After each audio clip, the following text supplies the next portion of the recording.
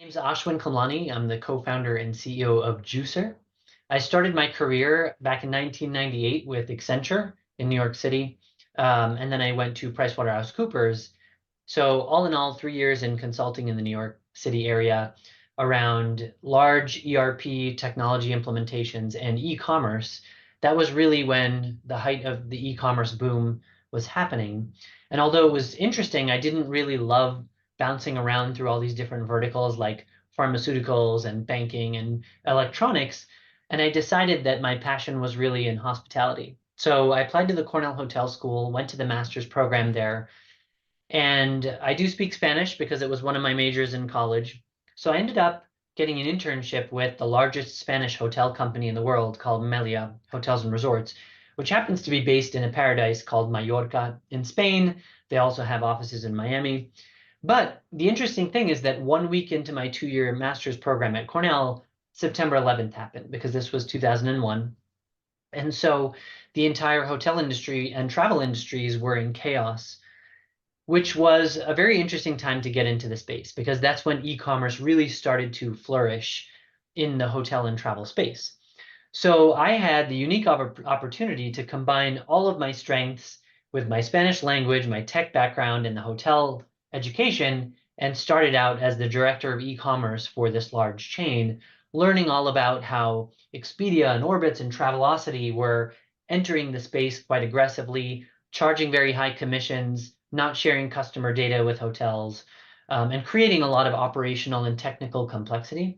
So I got to learn all about that and kind of become an expert in the industry around e-commerce, working with third parties, also with direct e-commerce as well, trying to get as many people to book directly with us as possible. So my focus at Melia was all around e-commerce UX, the booking engine experience, loyalty, revenue management, call center operations, all of those things.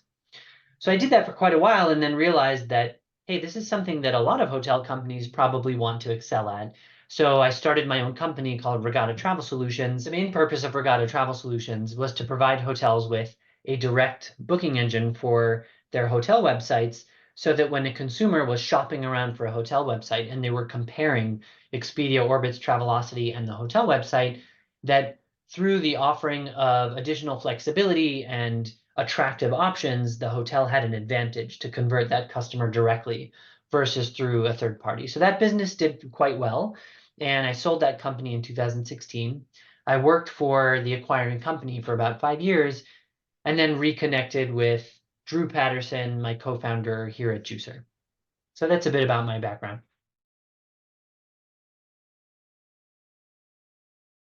Drew and I got together in mid 2021.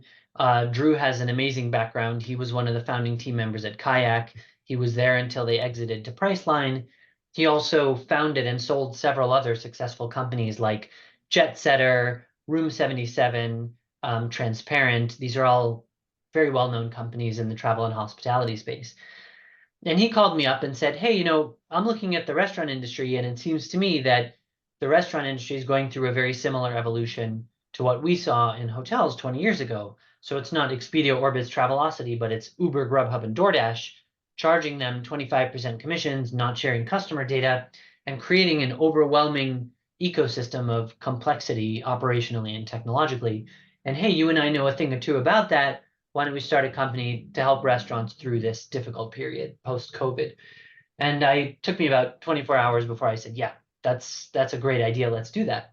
So we created JUICER to help restaurants with a smarter approach to pricing.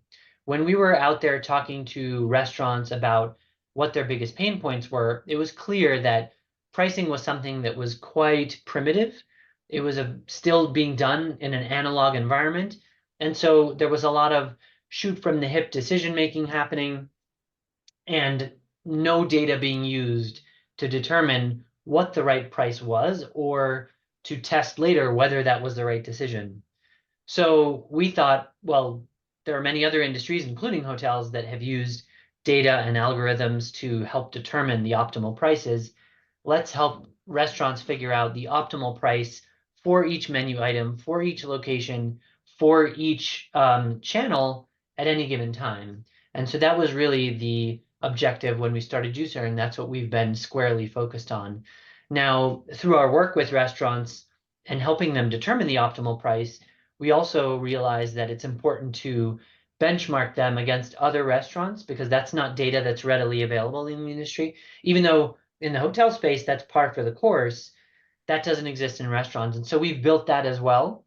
And we realized that there's a big market for that data. And so we have created a new product out of that feature. And now we've been able to sign 2 out of the 5 largest pizza chains in America just for the competitive intelligence piece. And in fact, that's soon going to be 3 out of the top 5 pizza chains in America. So that has quickly grown to contribute significant revenue to our company. And it opens the door for us to get to know these large nationwide brands and then educate them around using data to help make better pricing and promotional decisions.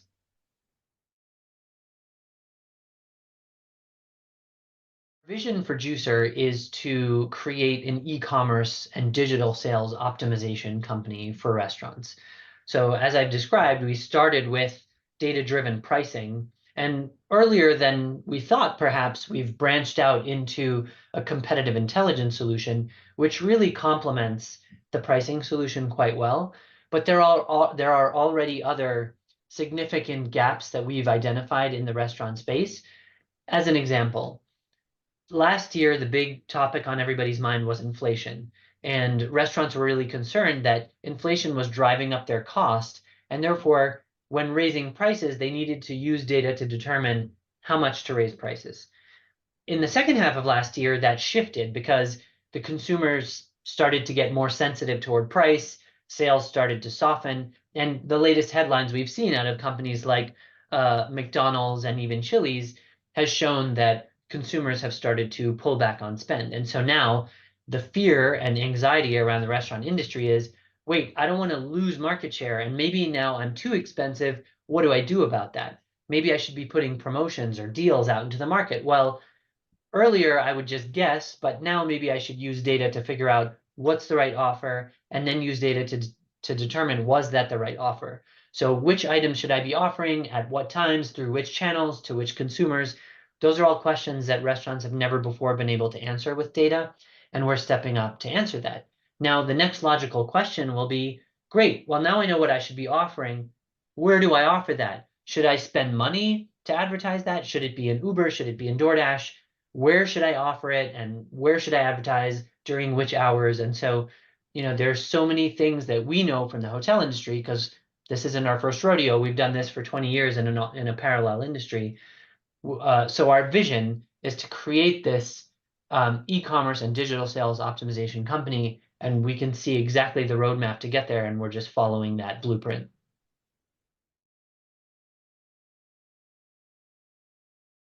Number one, they had experience in our industry. They've already invested in very successful and respected companies in the restaurant technology space, like Ovation and Science on Call. They understand the space. That's reason number one. Reason number two is they were the first group that really took the time to dig deep into our business and understand why we were building what we were building, what the impact was going to be on restaurants, and what the future potential of our business was, not just around pricing, but all of these other ideas we had. There's been a lot of talk lately about dynamic pricing. It's been a buzzword for the last couple of months, particularly because of Wendy's and the misunderstanding that occurred after they were, I would say, maligned by the New York Post. And so, frankly, that might have scared some people, but York actually stepped up and said, hey, this is great because now everybody's talking about it and they're asking all the right questions and they want to learn how this works. And so we're even more interested. So when we started to see how York reacted to things like the Wendy's announcement and get really excited about the momentum we had, the brand we had built, the people we had around the table on our team, it was quite clear to us that this would be a good fit for us.